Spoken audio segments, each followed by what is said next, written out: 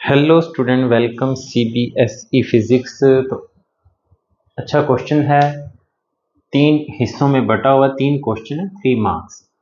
Define electric flux. तो definition में क्या कहोगे? इलेक्ट्रिक फ्लक्स जो है that is dot product of electric field into area. Dot product, यहाँ थोड़ा सा आप डायग्राम ड्रॉ कर दें। ये हमारा एन, ये इधर ई दर्शा के, ये थीटा दर्शाने के लिए डॉट प्रोडक्ट है। आधा नंबर इस चीज का ये पूरा लिख देना है, dot product of electric field into area through which electric flux is passing.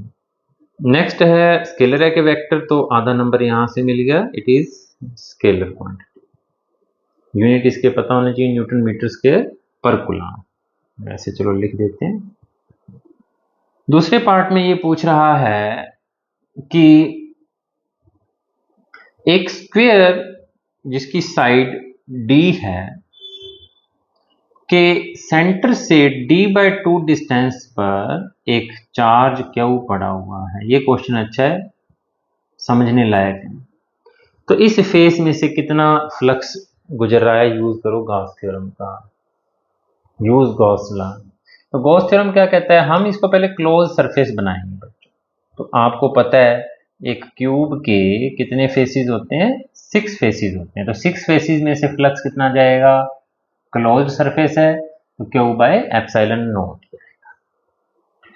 क्यों? अब हमें तो पता लगाना है एक स्क्वायर में से, तो फ्लक्स थ्रो वन फेस क्या हो जाएगा? इसका 6th पार्ट हो जाएगा। Five is equal to Q by 6 epsilon naught. Box में डाल दो। इतने में टीचर को ध्यान जाएगा कि बच्चे ने ठीक है डायग्राम बनाओ। तो बात क्लियर हुई बच्चों कि जो फ्लक्स है वो 6th पार्ट हो जाएगा जब वो फ्लक्स पूछा एक स्क्वायर के एक हिस्से में से है। तो पहले हमने क्यूब पूरा किया। क्यूब के 6 फेसिस होते हैं। 6 फेसिस में से टोटल फ्लक्स कितना जा रहा है? क्यू बाय एप्सिलॉन नॉट, तो क्यू बाय 6 एप्सिलॉन नॉट। तीसरे पार्ट में वो पूछता है कि अगर इसी क्यूब इसकी स्क्वायर की साइड डबल कर दी जाए और चार्ज को d डिस्टेंस सेंटर से ऊपर ले जाएं तो फ्लक्स कैसे इफेक्ट होगा? तो आंसर है बच्चों सी पार्ट का, फ्लक्स सेम रहेगा। आइए थोड़ा सा इसको एक्सप्लेन करने की कोशिश करते हैं। फ्लक्स वैसे तो क्यू बाय एप्सिलॉन नॉट है, वो सिर्फ चार्ज पे डिपेंड करते हैं, ना कि आप शेप और ज्योमेट्री। जैसे एक नंबर का क्वेश्चन पीछे इसी सेट में आया हुआ है कि एक स्फीयर